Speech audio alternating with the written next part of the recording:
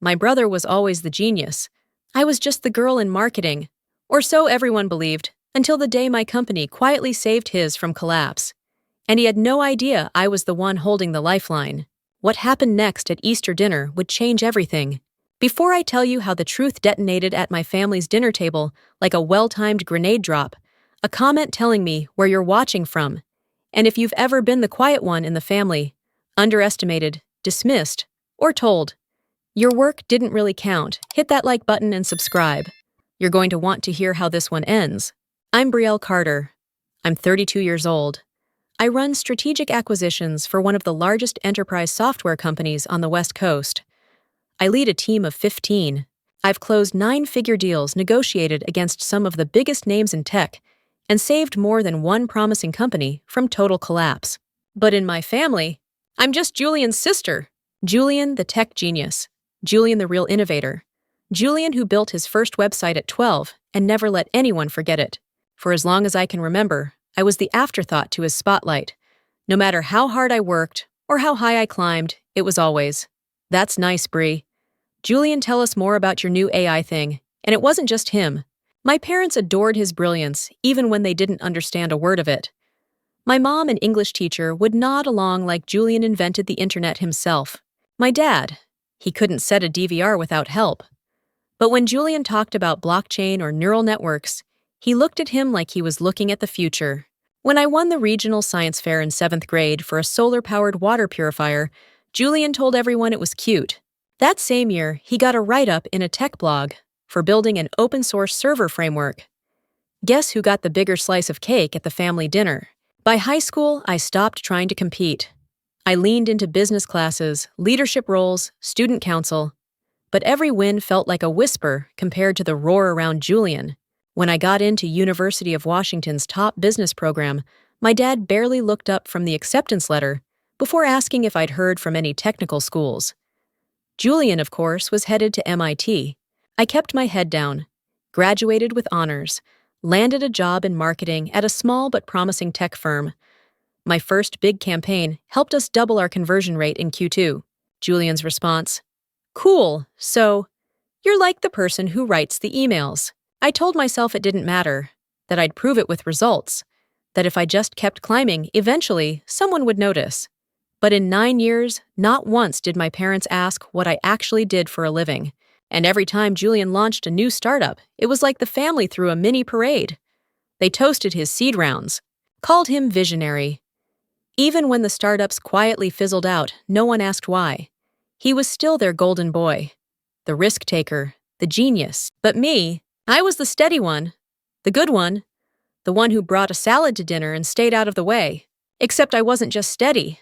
I was building empires in the background. I moved from marketing to strategy, then into business development, then acquisitions. I became the one who decided which startups survived and which ones sank. I was no longer supporting the deals, I was making them. And then one Tuesday morning, a familiar name showed up on my desk. Next Layer Technologies. Julian's startup. I froze. At first I thought, no way. Then I read the report. Burn rate unsustainable. No marketing structure. Product promising but commercially floundering. A textbook acquisition target. My stomach dropped. I didn't know whether to laugh, cry, or throw up. I recused myself from the main negotiations, of course, but not before flagging it for the executive team. The tech was solid, worth integrating.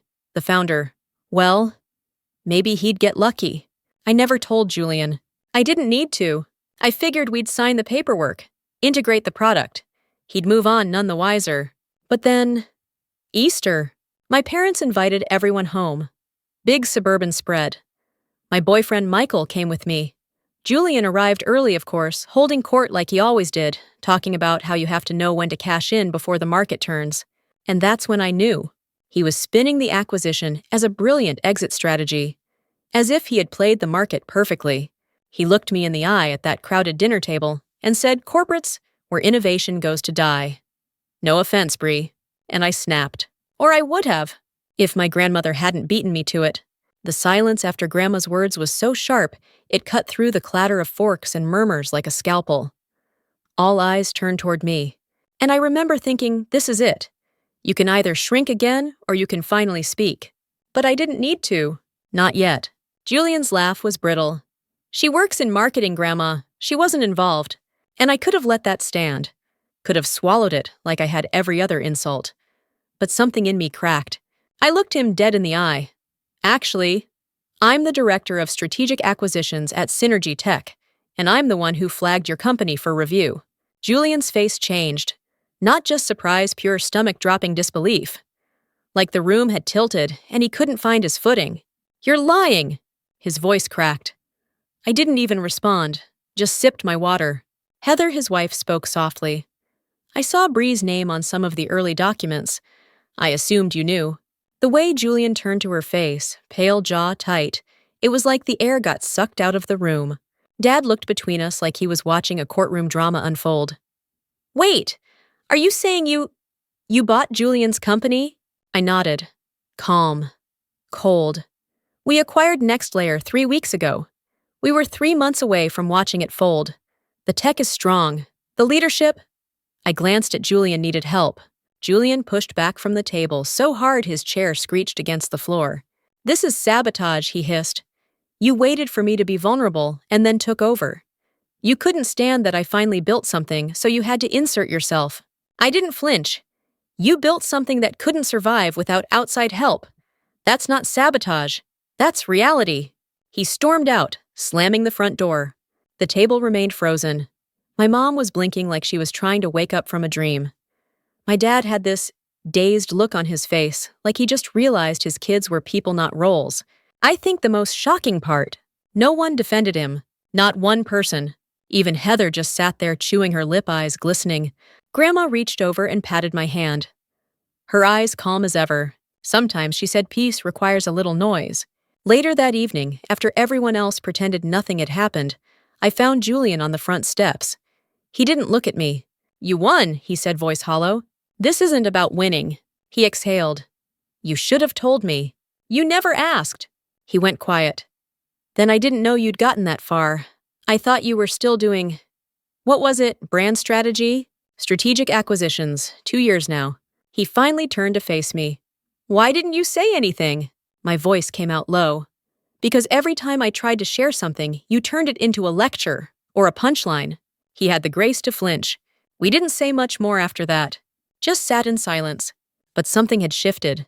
A crack in the wall between us. I thought that would be the end of it. I was wrong. 3 days later, I got a call from Parker, my assistant at Synergy Tech. Hey, just a heads up, he said cautiously. Julian's reaching out to the integration team directly. Skipping Marcus. Trying to push changes through. I sighed. I'll handle it. I didn't want to, but I had to. Because while Julian had been publicly humbled, he clearly hadn't learned a damn thing. I pulled up our Slack thread. And there it was. Message after message. Julian trying to convince our engineers to prioritize his vision. Skirting protocol. Undermining the manager we'd assigned to oversee the transition. And then I saw the worst of it. A private Slack DM. He'd meant to send it to Heather. Accidentally forwarded it to the general thread for technical leadership. If Brianna thinks I'm gonna just sit back while she guts my code, she's out of her depth. I'll charm the engineers and steer it from the inside. She always needed a spotlight. Guess now she's got one. My hands shook. Not with fear, with fury. All these years I had played it safe. Been the bigger person. Kept quiet to keep the peace.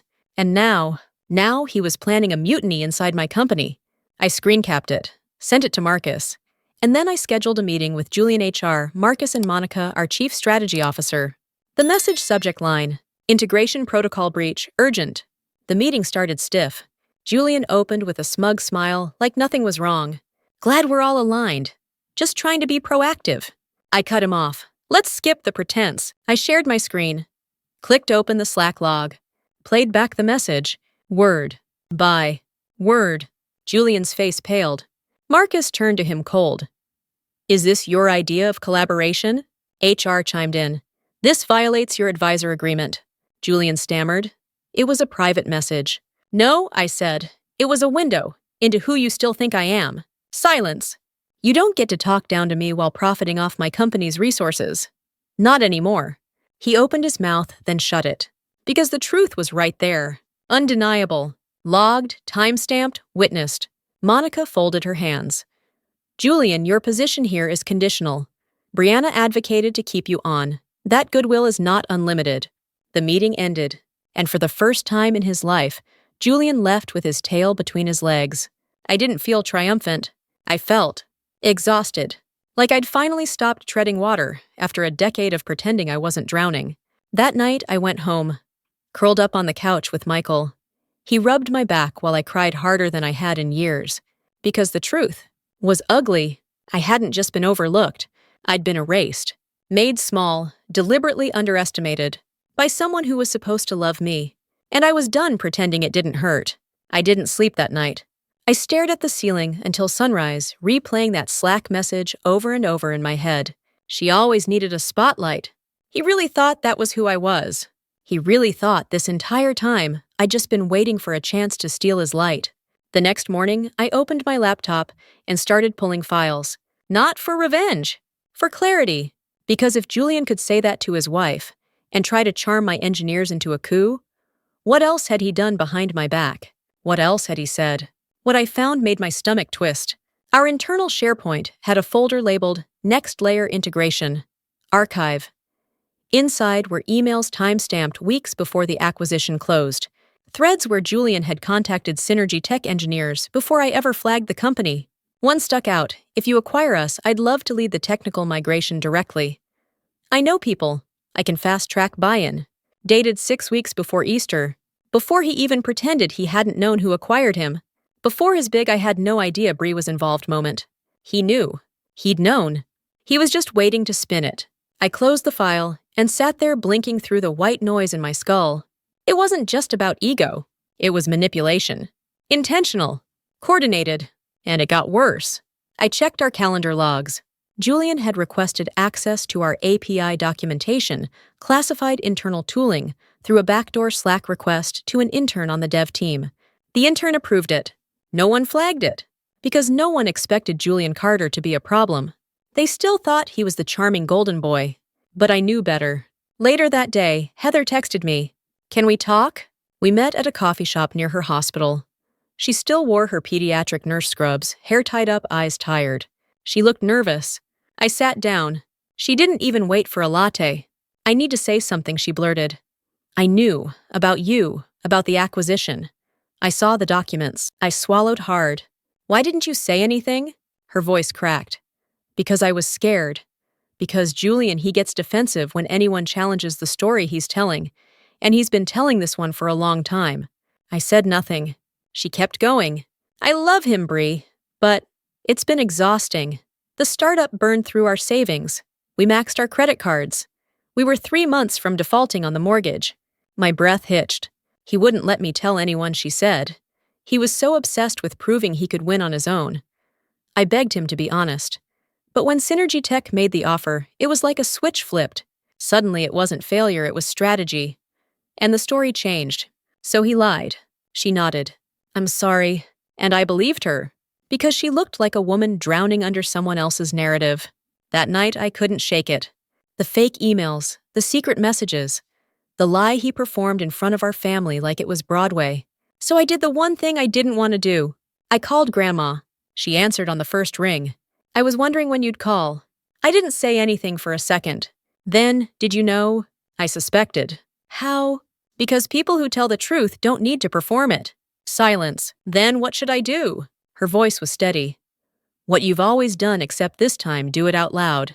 The next day, I called Monica. "Schedule a department sync," I said.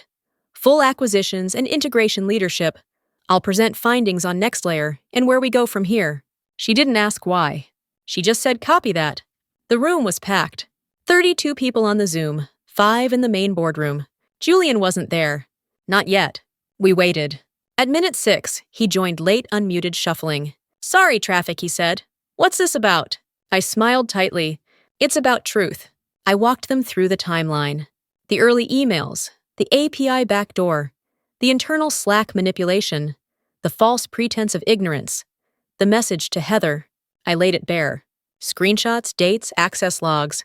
I didn't raise my voice. I didn't need to. The evidence screamed louder than I ever could. Julian's face went from smug to pale, to something that looked like fear. Monica leaned forward. Julian, do you have anything to say? He opened his mouth. Closed it. Finally, I didn't realize how that would look. How it would look, I said. Or how it would feel to be caught. He looked like he might cry, and I wasn't cruel, but I didn't let him off the hook. This isn't just about violating trust, I said. It's about gaslighting everyone who gave you the benefit of the doubt, including me. Silence. Then Marcus. We'll need to escalate this to HR. Julian nodded quietly, and for the first time he didn't argue. That night, Michael and I drove to the cliffs outside the city. Wind in our hair, quiet all around us. I finally let it hit me. The full weight of it. The years of being unseen, underestimated, undermined. I stared at the waves crashing into the rocks and asked the question I'd been avoiding since I was 12. Was I ever going to be enough for them? Michael didn't try to answer. He just took my hand. I think you were always enough, he said. They just weren't ready to see it. I cried, but not like before. Not like something breaking. Like something releasing. The night before the next family gathering, I couldn't sleep. Not from fear clarity. I sat at my dining table, surrounded by documents, screenshots, transcripts. Everything Julian had done, everything he'd tried to bury. Every coincidental omission. Every calculated deflection. Every word meant to shrink me. I wasn't just angry anymore. I was ready. I printed everything, labeled it. Built a folder with a red tab labeled, When Silence Breaks. Then I called Monica and let her know I would be taking temporary leave from the integration oversight. I'd said what needed saying at work. Now it was time to say it at home. My parents were hosting again. Another dinner, smaller this time. Just the core family Mom said in her message, like that made it less awkward. Like we hadn't detonated years of illusion over lemon meringue pie last time. Julian would be there. Heather too. I wore all black, not because I was mourning, but because I wanted to be seen. Sharp lines, clean power, no distractions. Michael walked in beside me, his hand at my back like an anchor. The air inside was tight before anyone said a word. Brianna Dad greeted, hugging me like I was made of glass. We're glad you came. Thanks, I said. Let's not pretend this isn't going to get uncomfortable. My mom flinched but nodded. We sat in the living room. No appetizers. No background music. Julian sat across from me, hands clasped between his knees. I pulled out the red-tabbed folder. Before we pretend to move on, I said, voice steady, we're going to name what happened. Julian shifted, uncomfortable. I said I was sorry. No, I said. You said you didn't realize how it would look. Then I laid out the file. Printed messages, integration logs, screenshots of Slack, the paper trail. My mother gasped audibly. Heather closed her eyes. Dad looked like someone had dropped a brick into his chest. I'm not here to destroy you, I said to Julian. I'm here to stop being erased by you. Julian opened his mouth, then stopped, because there was nothing left to spin. I turned to my parents. You never asked what I did. Not really. Because Julian always gave you the show and I gave you results. But now you've seen the receipts. I held up a document, his private Slack message to Heather. The one about stealing spotlight. My mom read it. Her hands shook. Dad rubbed his eyes. And then Julian spoke. I didn't know how to see you, he said barely above a whisper. You were always so competent. So composed. I thought if I admitted how far you'd come, it would make everything I was building look fragile. I stared at him. That's because it was. He nodded slowly. I was drowning. And you were succeeding quietly. It scared the hell out of me. He looked at our parents. I made up a story where I was still the center, and Bree was still the sidekick. Because it was easier than admitting I'd lost control. He didn't cry, but he broke. And that was enough. Then Grandma spoke. She'd been silent until that moment, sitting in the corner like a queen observing her court. You both deserve the truth, she said. But especially you, Brianna. We let you vanish in Julian's shadow, and we never once asked why you were so quiet. Mom wiped her eyes. I thought, you liked it that way. No, I said. I just learned early that being loud didn't help, so I became useful instead. I thought maybe if I was indispensable, I'd finally be enough. Dad put his face in his hands. I'm sorry, he said. I was so proud of Julian, I didn't realize I was failing you. For the first time in my life, I believed him. Julian looked up. I want to earn a second chance, he said. Not just at Synergy, with you. I nodded. Then it starts with one rule. Everyone looked at me. No more pretending I'm less than what I am. Julian swallowed hard. Okay. I opened the final folder. A document titled Reconciliation Agreement, Draft. It wasn't legal, but it was binding. A written commitment. Boundaries, roles, truths acknowledged. No more rewriting history to soothe fragile egos. They all signed it. Even Julian. We didn't hug. Not yet. But when dessert was served and someone asked a question about software integration, Julian turned to me and said, "You should answer. She's the expert." And that felt like a revolution. The week after that dinner, I felt hollow. Not empty hollow. Like I'd finally scraped off 10 years of gritted teeth smiles and swallowed truths. Beneath it all, raw nerve endings. A strange ache. A strange lightness. Like an old wound that finally got air. People think that after the confrontation, the healing begins. It doesn't. It stings first. I kept thinking about everything I didn't say sooner. All the times I could have spoken up. All the times I chose peace over presence. I wasn't angry at myself, just grieving the years I lost playing small in rooms I helped build. But I wasn't going to lose another one. So I booked a therapy session. Then I booked 3 more. I started running again. Mornings. Just me, the cold air, and the sound of my own breath pounding out of me like ghosts. Michael noticed the difference first. "You're quieter," he said one morning while we made coffee. But not in that disappearing way. In the peaceful way. I nodded. It's strange. For the first time in years, I'm not waiting for someone else to recognize me. 2 weeks later, I met Grandma for lunch. She looked me over and smirked. "There she is. I've been here." "You've been useful," she corrected. "Now you're powerful." She said it so simply. Like it wasn't the sentence I'd needed my whole life. She reached into her purse and handed me a small velvet pouch. Inside was a silver phoenix pin. "I wore that to my tenure ceremony in 1973, she said. "Only woman in the room." I blinked hard. "Now it's yours." At work things shifted too. Julian showed up to integration meetings on time. He deferred to Marcus. When a junior engineer asked him a question he didn't know the answer to, he said, "Good question. Let's ask Bree." My mouth almost dropped open. But I kept my face neutral, let it land. After the meeting, he stopped me in the hallway. "I'm trying," he said quietly. I nodded, I can tell. "Then I'm not here to beat you, Julian. I'm just here to be heard." He swallowed hard. "You are." That Friday, my mom invited me to lunch. Just us. She'd never done that before. We sat in a quiet cafe. She fidgeted with her napkin like a nervous schoolgirl. "I want to say something," she began. "But I don't want to say it wrong." "Try." She took a breath. "I think I was scared of how big you were becoming. Not because I didn't love you, but because I didn't know how to hold it. You were always so steady. I didn't realize you needed celebration too." I looked away. My throat burned. "I still do," I whispered. She reached for my hand. "Then I'll learn how."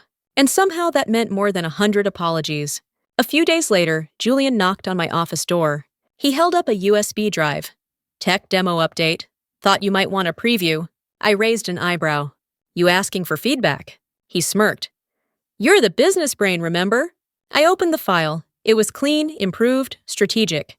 "You've been listening," I said. He nodded.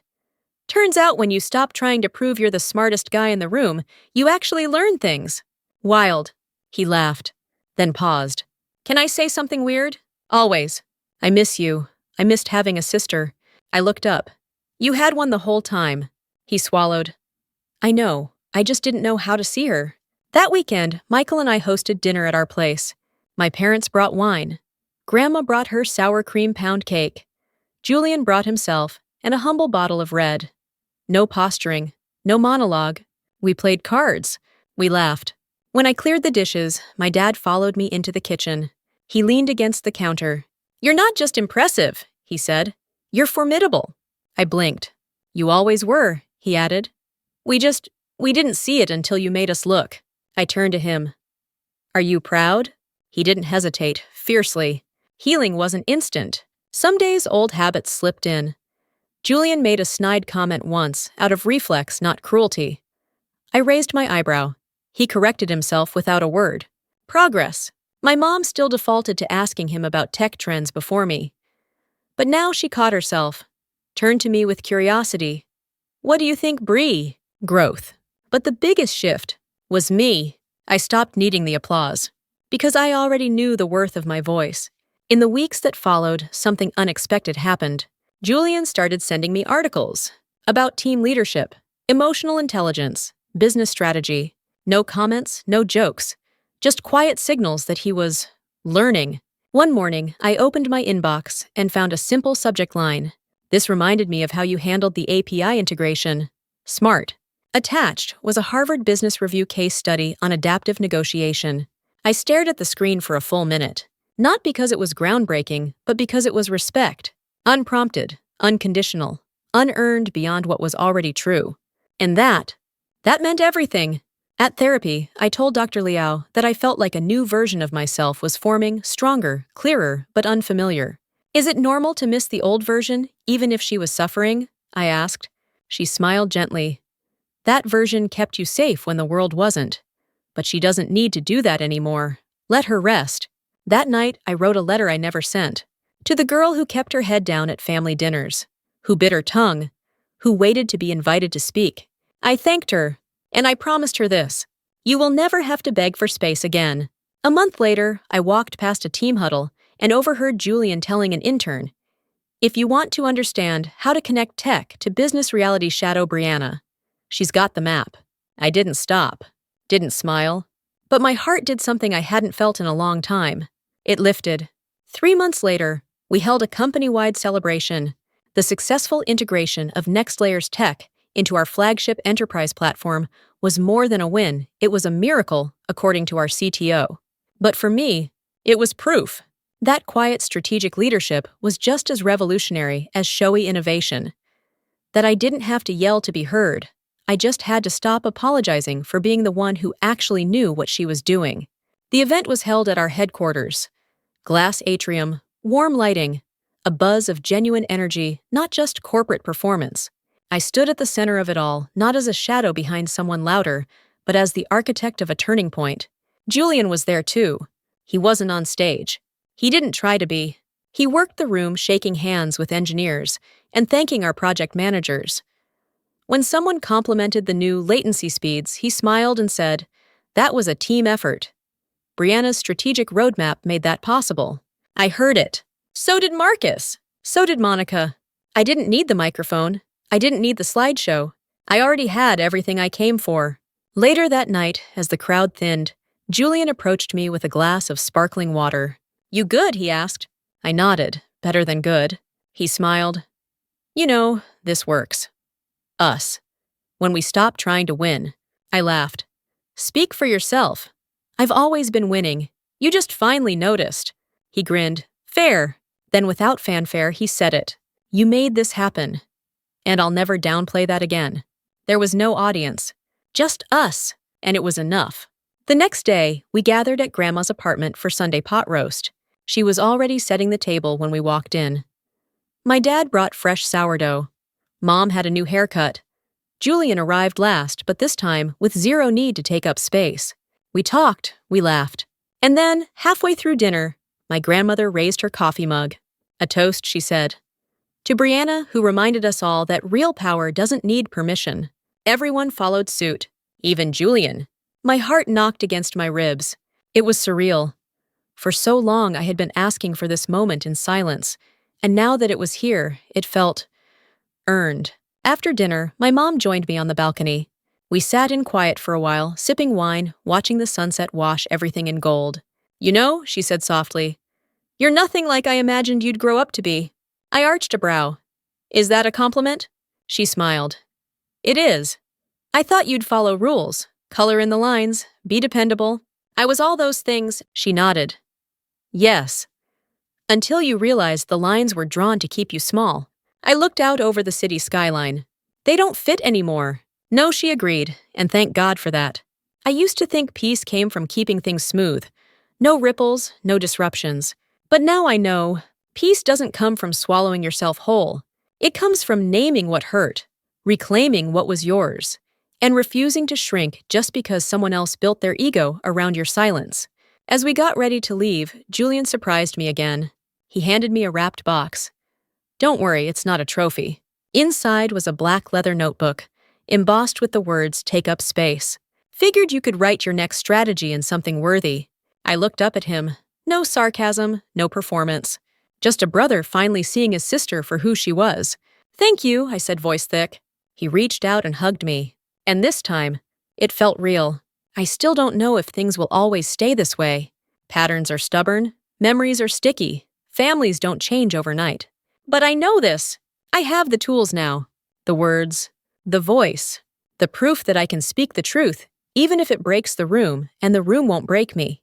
So if you've ever felt small in a space you helped build, or been told your power is only valid if someone else approves of it, this is your sign. You don't have to wait to be chosen. You can choose yourself. And if my story resonated with you, if you've ever stood up at the dinner table and said no more, then I want to hear your story. Drop it in the comments, share this video, and remember, sometimes the most radical thing you can do is stop shrinking. Because the moment you do, the whole damn room has to expand to make space for the real you.